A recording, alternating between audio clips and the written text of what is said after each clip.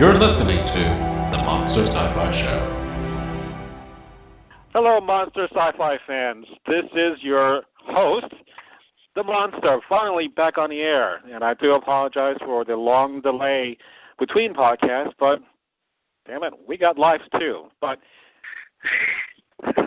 we want to make another podcast because we are geeks and we saw Heroes, and we want to talk about what we saw on Heroes Volume 3, Villains. So, as always, my guest, Mr. Gene, is back on the phones on the Good podcast. evening, all. How are you? Hope you're having a good day. And if that was not enough, I have an extra special guest, a fellow coworker of mine, and her name is Di. So, Di, come on board. I'm the special guest. Yeah, that's like twofers. Not just one fur, it's a twofer. You're a special guest. That's great. Yeah. So, it's been now 2 days since the premiere of Heroes Season 3 occurred. So, here's your one and only spoiler alert. We will talk about it, we'll trash it, we'll rave, we'll rant, we'll do everything possible to destroy Heroes. Destroy, good. Good preempting there, Monty. Yeah, okay. If that's an indication of how I feel about the show, we'll see. But in that case, that's your spoiler alert. So, don't listen to this podcast if you've not seen Season 3, the first 2 episodes, The Second Coming and The Butterfly Effect. If or you have a life. Or have a life, which we kind of had before. Anyway, so, with that, let's open up the floor to, do we give it a thumbs up or a thumbs down for the opener? I would like to defer to the young lady on the phone, please. Diane, what is your opinion of this show? I don't know, a thumbs down. I think they're trying to go back to how it was in Season 1, and it's just not working, especially how there's so much focus on Peter.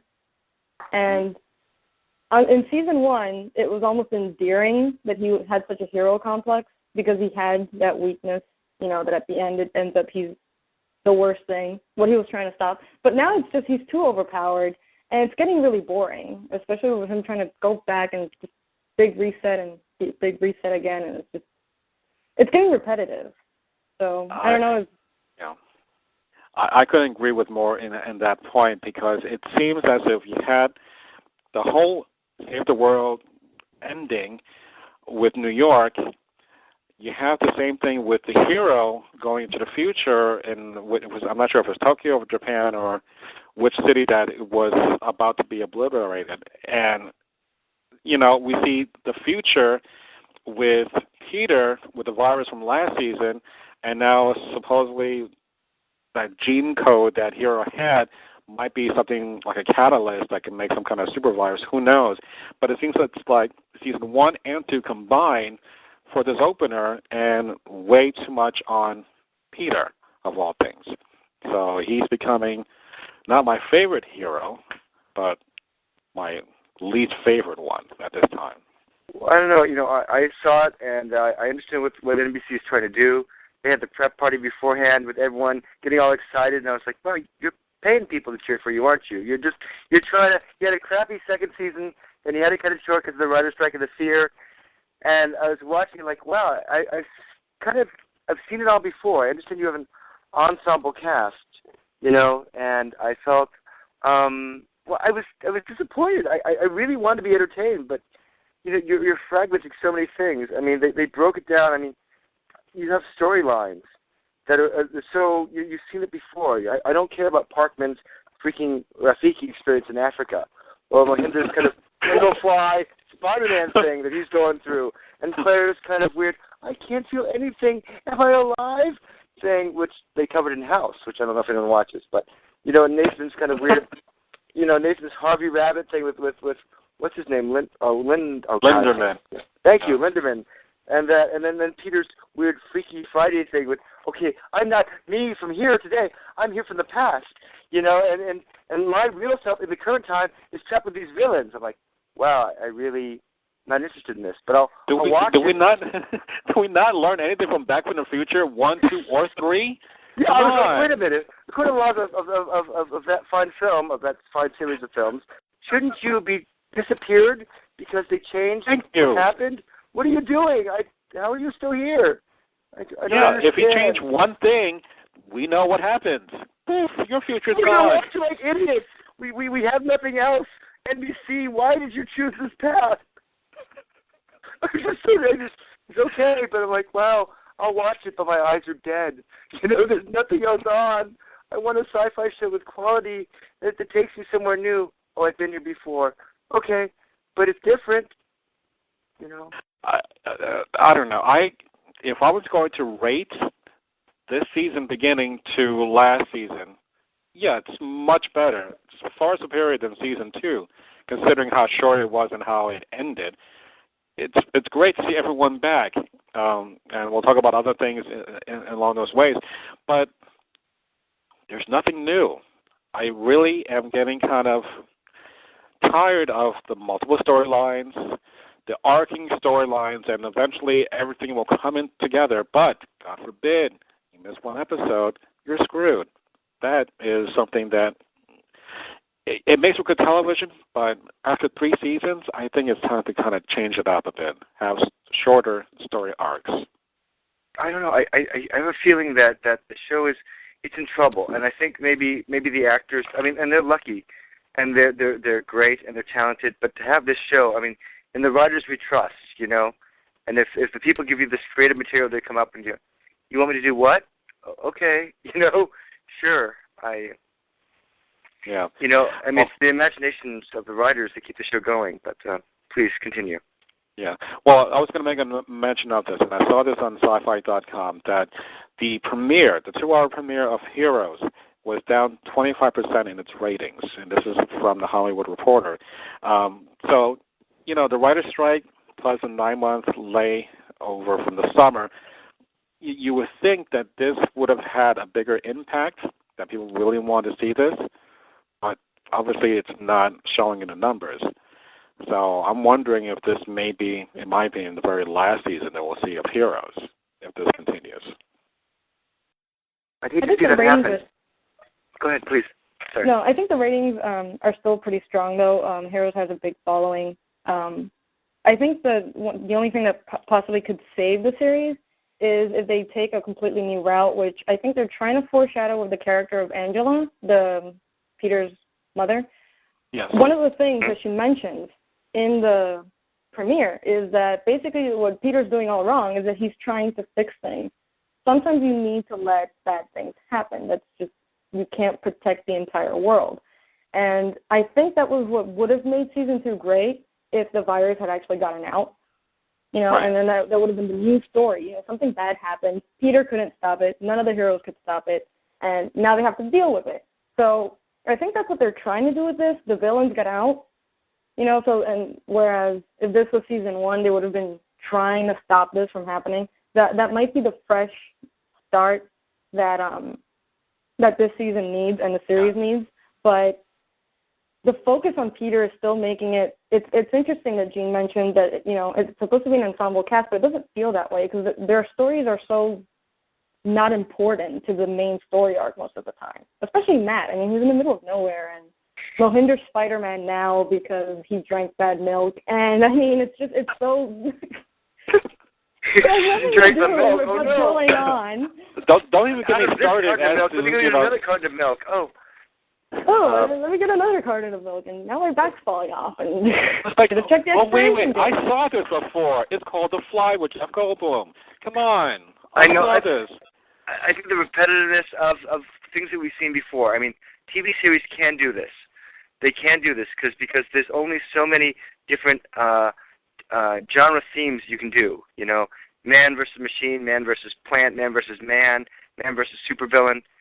We've seen it all before. The only way for a show to succeed is to give it a different twist, which I think that Farscape, which I think is one of the finest sci-fi shows, really did really well. But I think that the problem is that right out of the gate they're stumbling. I don't know how big of a fan Monty is, but Diane, I'm not sure about you or our listeners. But Buffy the Vampire Slayer and Angel really did this great story arc. From the beginning, they knew what they were doing. I think that with the Heroes cast and crew, they got together, after the short season 2, and said, well, what are we going to do? How are we going to save the show? Going to bring back the freshness. And I think that they made some wrong choices, much as the Wachowski brothers did with the sequels to The Matrix, which completely went the wrong direction. Just, but we'll go. We just don't want to see it again. I don't know. I think the problem lies is the fact that someone mentioned this, and I meant to tell you about this. If you notice, after the first act, or actually after the teaser, and you see the first act, and then you see the credits, how long do those damn credits last? Through like almost like the first act. Like every once in a while, you see someone's name else pops up.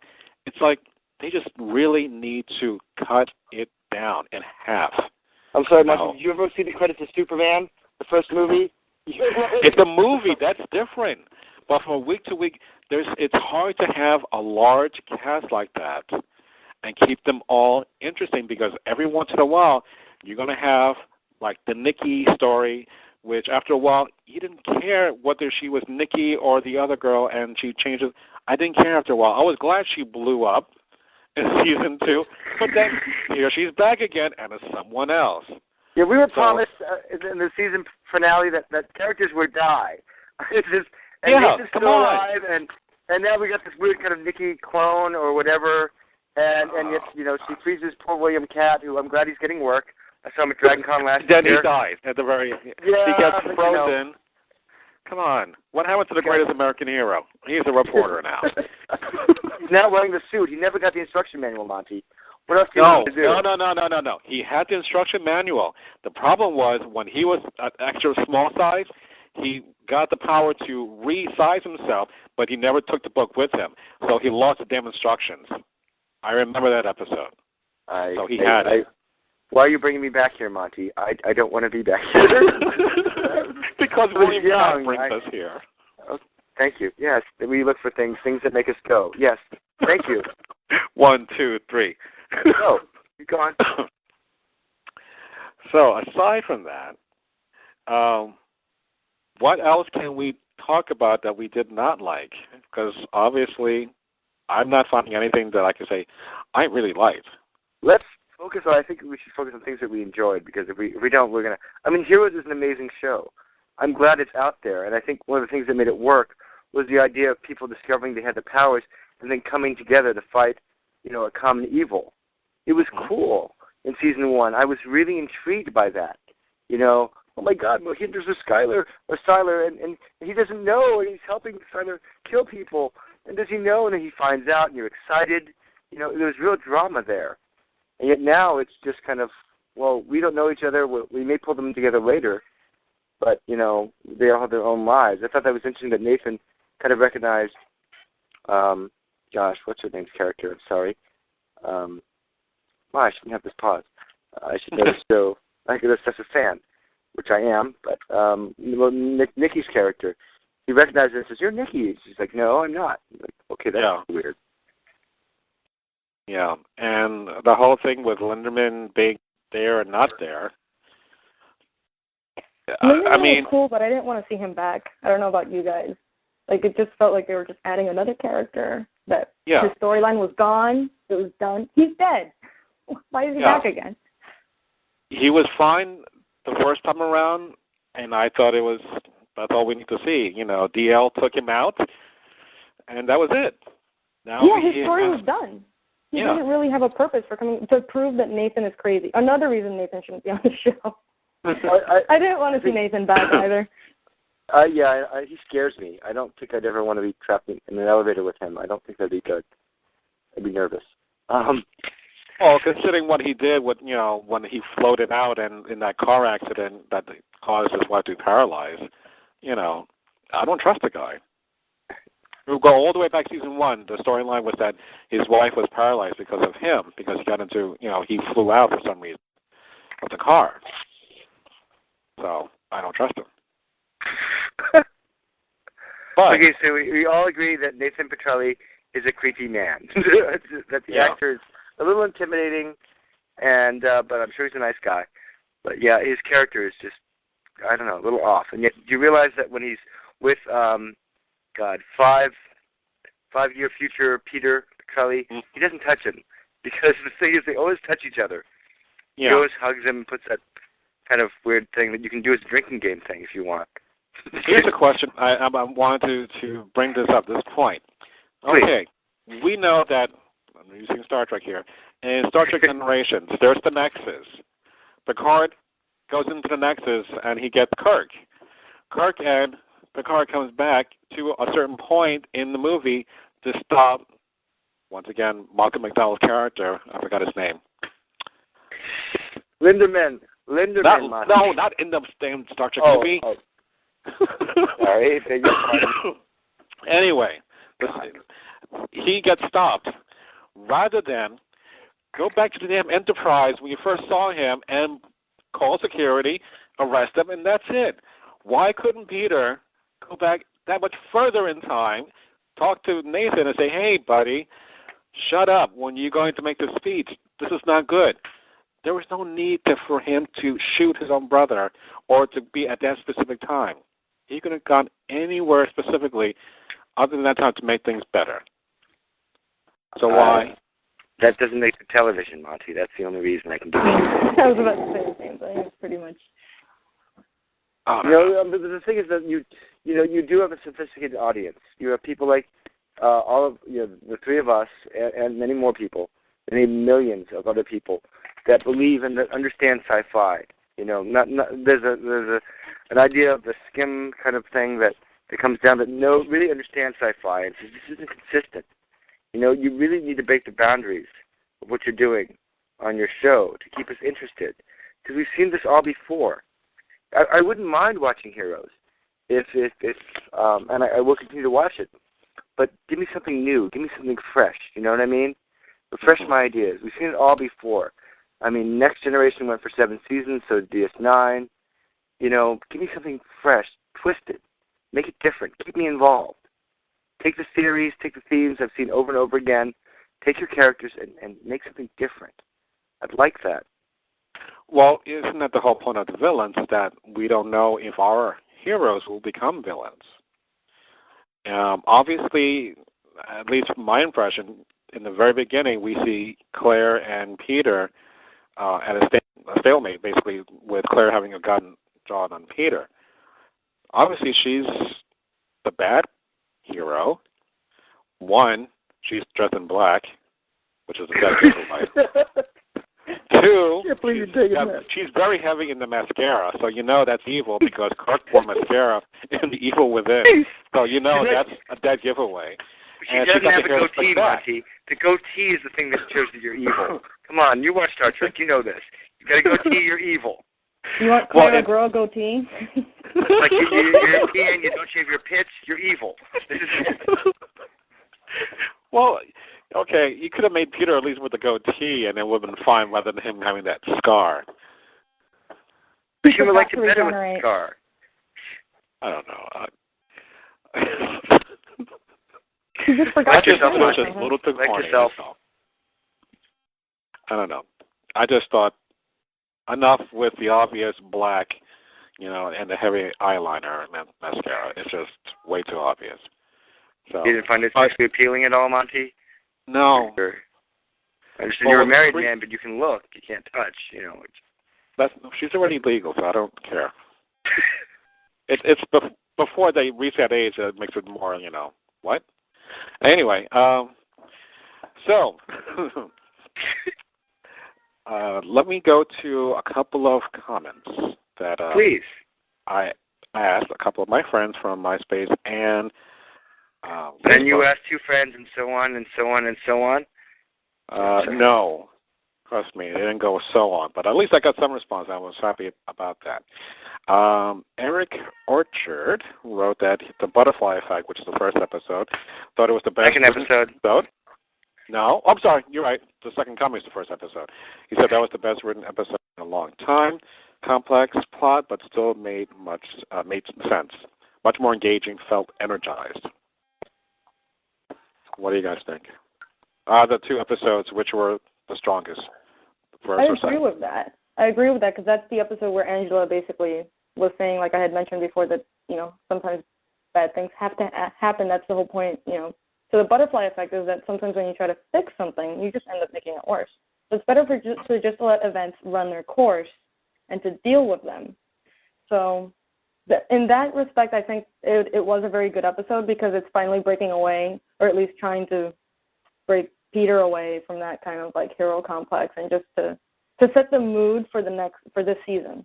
That's kind of what the theme is going to be this time. That you're just going to have to deal with problems as they come. You can't always. The heroes can't always save the day. They're just going to have to do damage control sometimes. Yeah.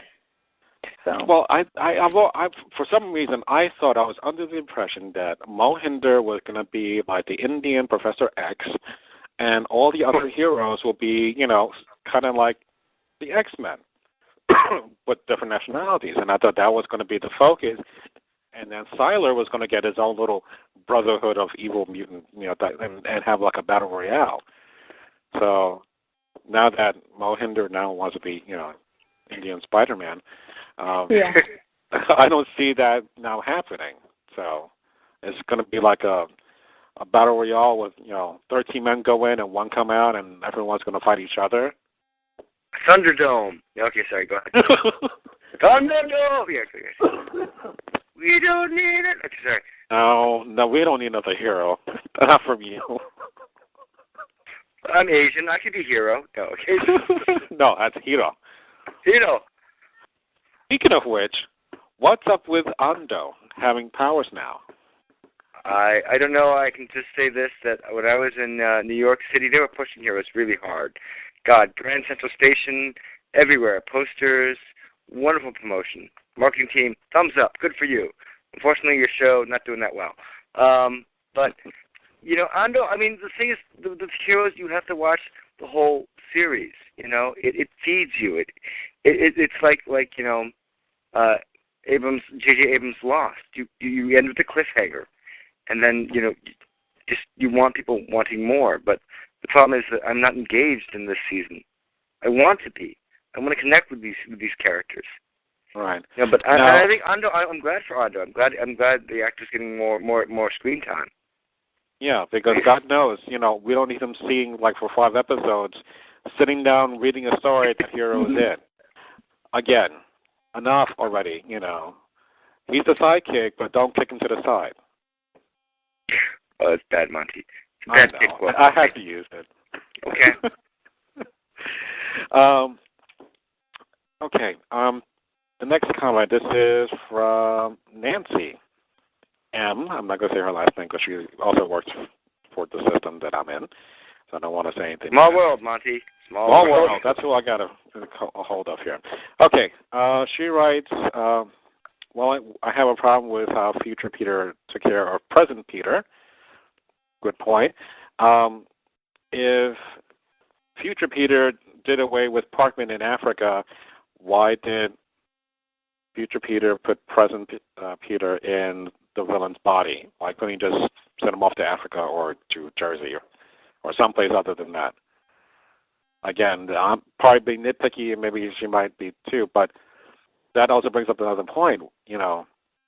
Why in another villain's body? I think that's one of the plot twists that will unravel itself eventually as the show continues, because that's his plot line. He's got the Freaky Friday thing to deal with, and that's his storyline throughout the entire season. He gets to watch but it just seemed like a really dorky Quantum Leap episode that, sorry if you hear my cat, that in which, Sam Beckett, has no Ziggy, no Al, no nothing, no contact, but it's him trapped in a body. I'm just like, he could have walked away when he had the moment towards the end, instead of hopping into the car.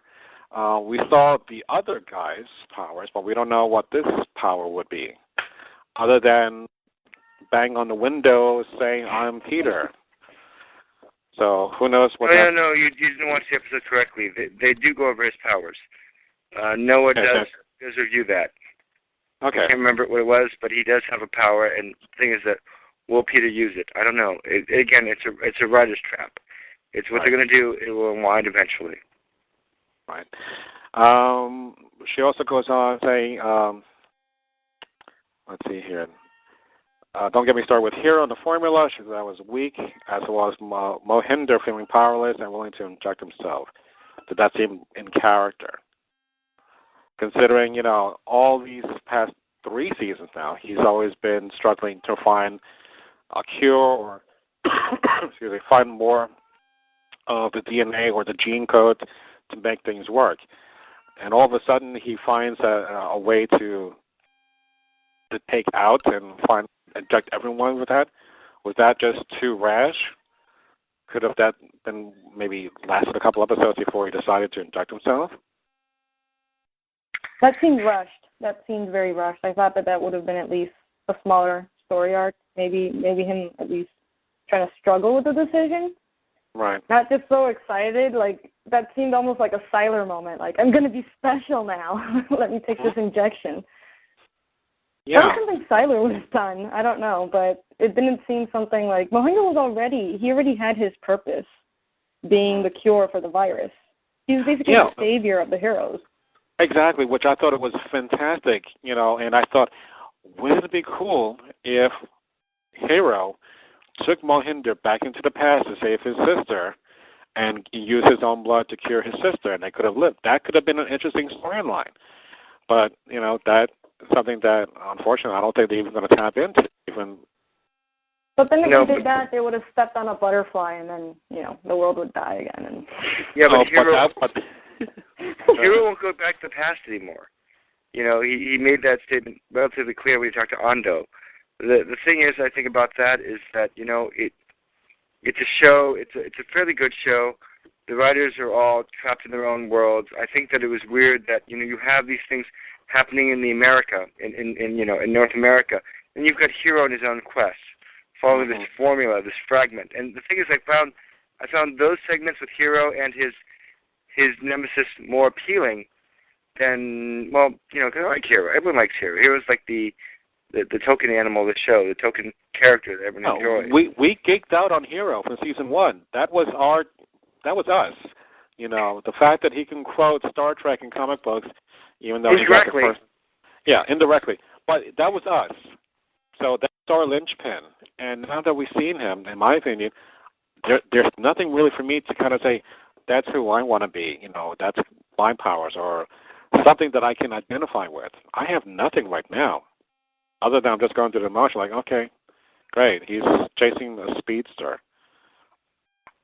It's a nice, cool effect, going through the waves of the person running, but there's nothing else for me to like. And I'm tired of that little squint that he does to change time. When he's pushing. Yeah, especially when they have it on the action figures. I hate that look. That's exclusive. It doesn't normally come with the action figure. You got it at Toys R Us. Find that for $14.99 on the shelves if you're lucky. Oh, trust me, it's there. I walk by and like, no, I don't want to buy you. I don't even want the cheerleader. That's how bad it is. Even with the budget. It's on my desk. She and Hero are on my desk. What are you talking about? I'm sure they are. Are they upright or are they lying down? I want to be on the list. Save the cheerleader, save the world, right? Because that was the best the series was ever going to be. So, what happened to that list? Marketing gimmick done. Yeah. Move on. So this term is okay. Well, let's try again. I don't know what's the theme for the season. Because villains, according to, and I'm not saying this 100%, but according to Wikipedia, that this is going to last only about 13 episodes, the whole story arc for the villains. So if we're doing a full season, we got at least 7-8 episodes that is going to be other stuff. So, I don't know. Again, I will watch it. I believe in Heroes. The concept caught me from the start. I will watch it, but again, through dead eyes. I don't really, I'm so disengaged. It's new, it's fresh, it's something different. People are trying. That's the weird thing about this. They're trying to entertain me. I want them to succeed. Just, I'm intelligent. Don't refeed me stuff I've already eaten before that I didn't like before, maybe and threw up once, twice. Don't want to see that again. Just give me something different. Come on, make me believe in a different world. Yeah, and I don't know. Let me pose this point out here. If we each take a turn and think about this, what would we do differently to change Heroes from this point on to make it better? What would that thing be? Kill Siler and Peter. Siler and Peter? Okay. Siler and Peter gotta go. I thought Adam was a much better and more complex villain. Okay. Were you sexually attracted to him? Was that right? Okay, sorry. More than Siler. Okay. Adam or Siler? Who are you going to go with, Diane? Adam had a better, he had more reason to do the things he did, whereas Siler is just, I want to be special, and that's his only motivation. It gets very old, and my problem with him is the same problem I have with Peter. He has far too many powers.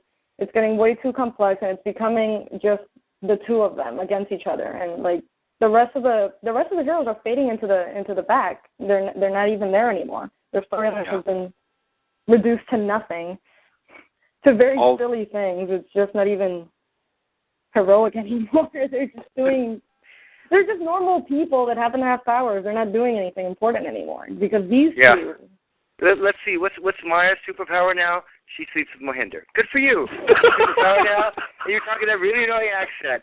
Yeah, that's great. We're glad we kept you along for the season for sex appeal. Thank you. Your job is done. Just do this and that's good. Put on the black eye contacts. All right, you're done. Okay. Yeah, can you open the towel? Okay, we got to film it this way. We can't get nipplage because that's bad. Stop. Thank you.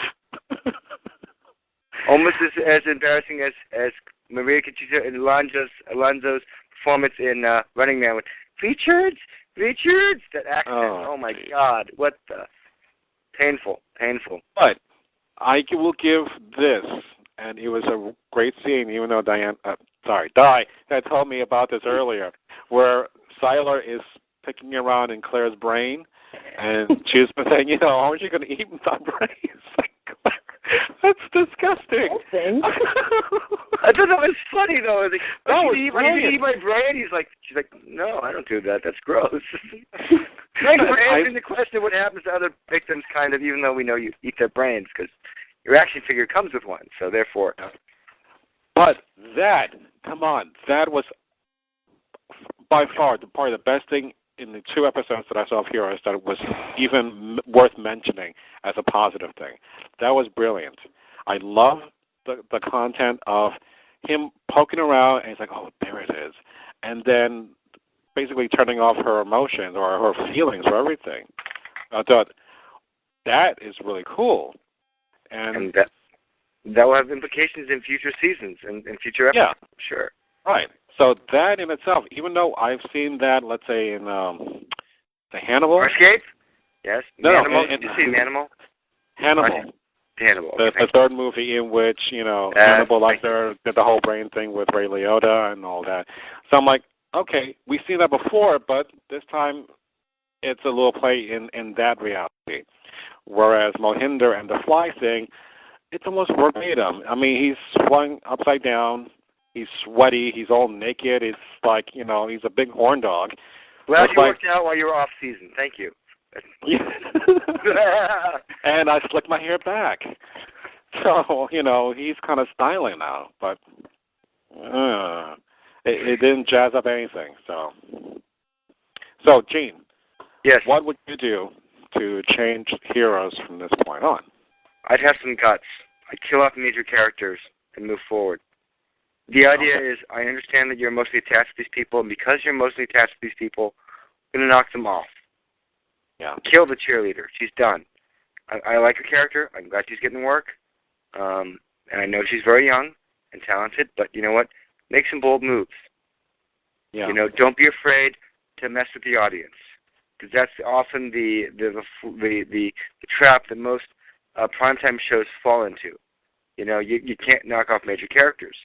You can't, everything has to be perfect so that continuity remains. No, change it. Break the rules. Grow a spine and do some amazing things, to do the things you really want to do. Because it's so timid, it's so domesticated, you know, and we've seen it all before. Change it or your show will be canceled. Yeah. I'm in favor with that just because let's look at Law and Order. All the different series, you have cast that will stay around for a couple of seasons. They change around. Maybe one or two people leave, two new additions come on, but the premise is still the same in a sense that they're still telling great stories. So, with Heroes, and they started to do this in season 1 with, I forgot his name, Ted, the radioactive guy, bringing him on, and then he dies. You had Wireless for like maybe one episode who, that's it?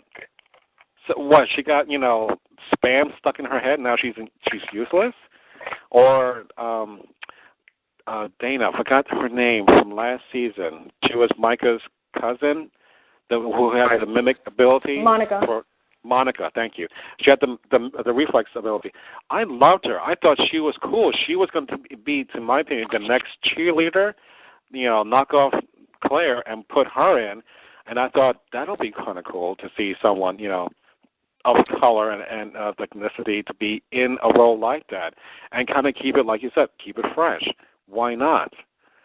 Now we're just kind of adding on. We're not removing. And I think that's the problem that lies with Heroes, is that it's falling apart under its own weight for its own good. You need to kind of like cut your own hair, because dialing it all back ain't happening. So, aside from that, the one thing I do want to say, if we want to start doing positive things, and I was really happy about, was seeing Elle back. Elle was definitely going to be high on my list to see this season. Hello? Yeah. Sorry, Marty, what? Oh, Elle. Sorry, it was like dead air for a moment. Yeah, to see Elle again.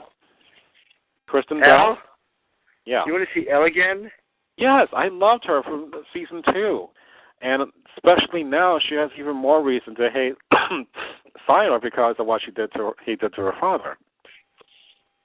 I think Elle's one of the better characters this season. It's nice to see her have more time and another side to her, to the psychotic killer. Although that was actually pretty fun in season 2. Mm-hmm. And she reminds me a lot of Callisto from Xena, who kind of she was just psychotic. There was no point in reasoning with her, but it's kind of nice to see the other side of her. And she's also the only one who's ever been able to fight off Sylar after he's managed to start to open up her head. So you got to give her at least props for that. She's pretty powerful, and now they can actually develop her a little bit more. She's probably going to be one of the only interesting characters right now. Yeah, they definitely are making plans to have a backstory, or a much longer backstory for her. So that's something that I'm very pleased about.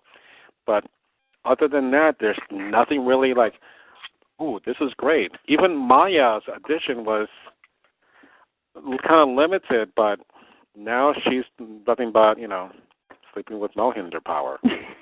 She's just a sidekick now. No love interest. You don't get much lines, but you get paid the same. That's good. Okay. Mm-hmm. Okay. Let me see here. Kurt Marquardt. This is the guy that I'm friends with through my Facebook. He runs the Girl Monsters website. Nice plug for him there. Kurt, if you listen to this, your nuts are on the way to you. It's a message that you'll understand. Anyway, basically he's rehooked from watching the last 2 episodes. He writes this: I hate to find out that I've been led around to a future that hasn't at least somewhat truly determined in that sense, which is something that I would hate to see, like we just talked about earlier. Let it happen.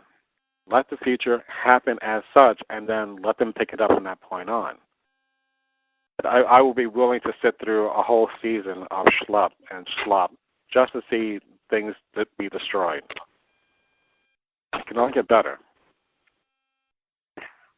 Well, what do you think is going to happen as the general theme of where this season's going? Like, what do you think that the writers, or where do you think they're going with this, from what they've shown us so far?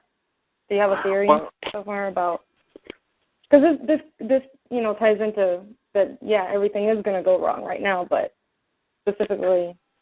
Right, but we have yet to see New York get destroyed or the virus get released.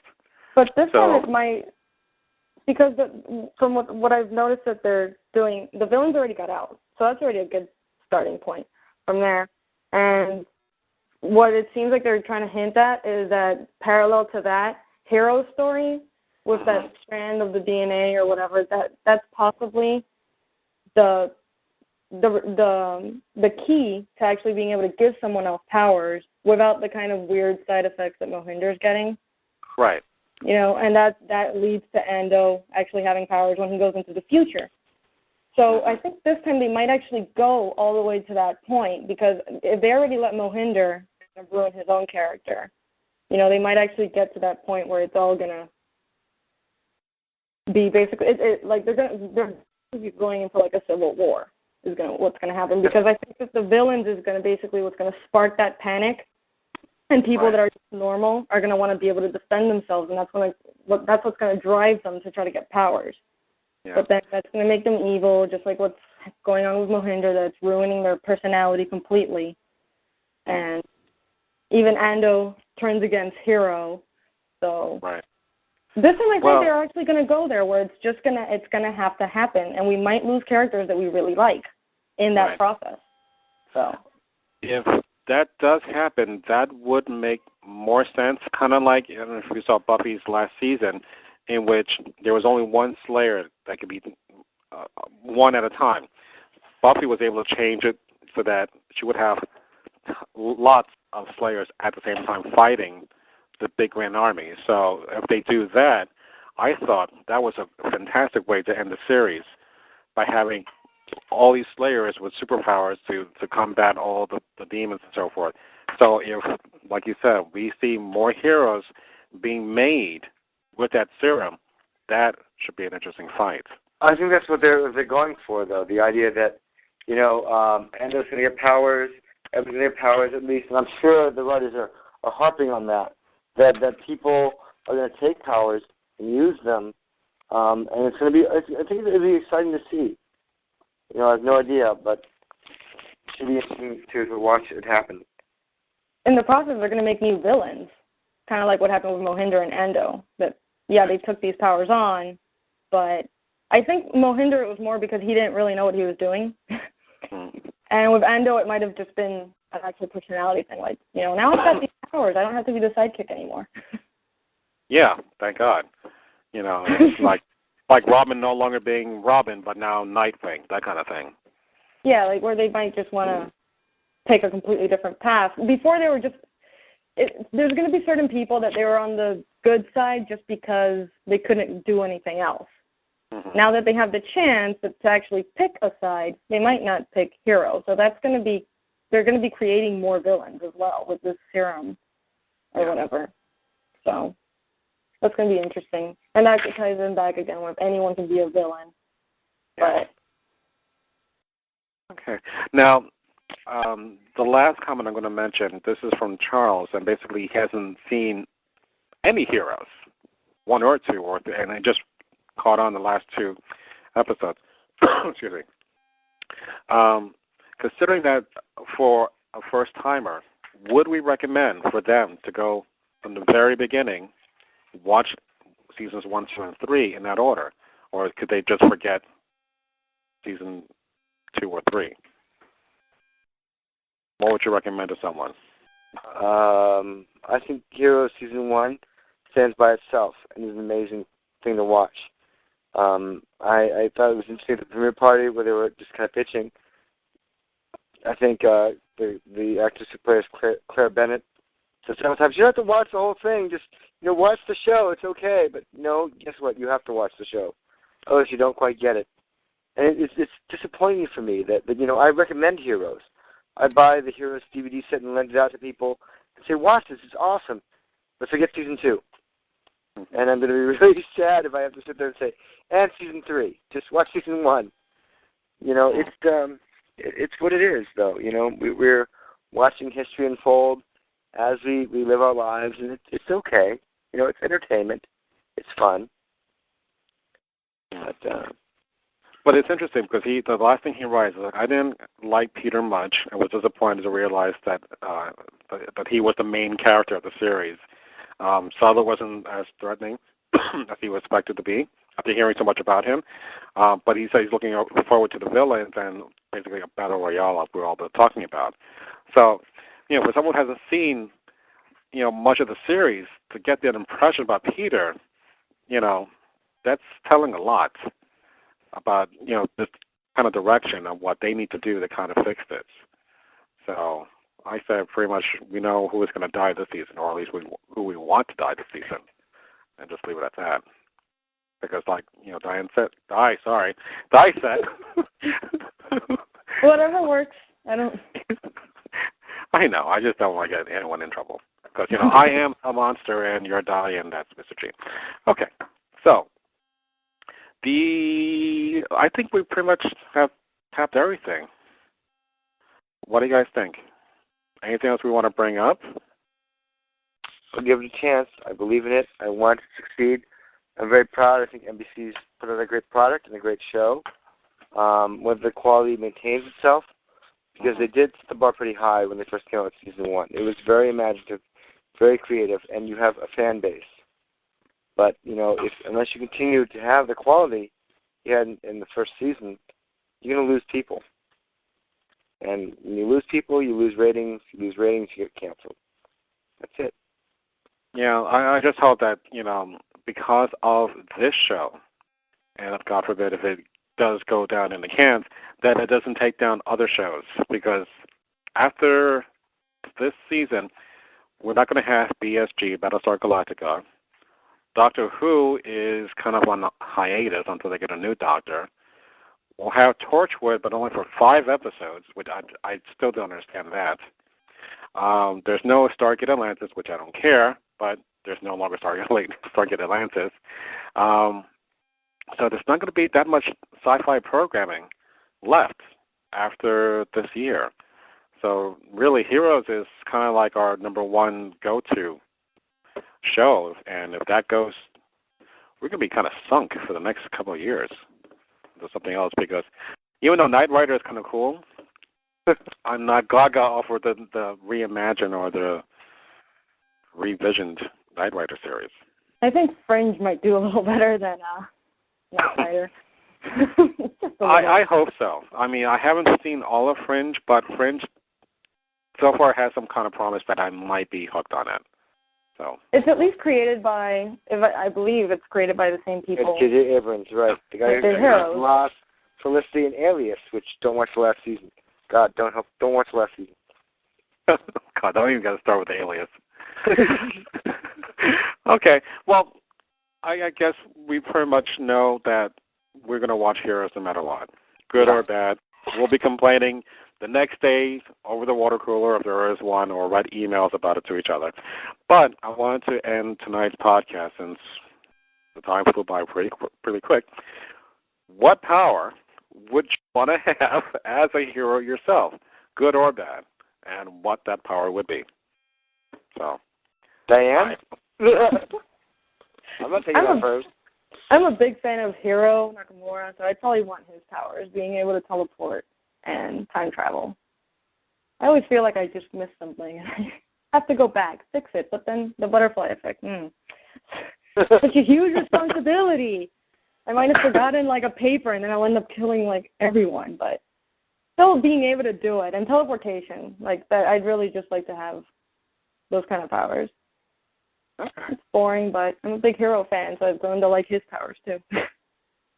Now, all you need to do is eat his brain, and there you go. You have a power. Or at least poke around in it. But then I need Styler's powers. I need Styler's powers to understand what the heck I'm doing. So, Mr. Gene, what would be your power? I think I'd like Parkman's power. See what other people think about you, reading their thoughts, and be able to accommodate them and help them out more, and maybe be able to influence a little bit. That'd be fun for me. Yeah. I got enjoyed it.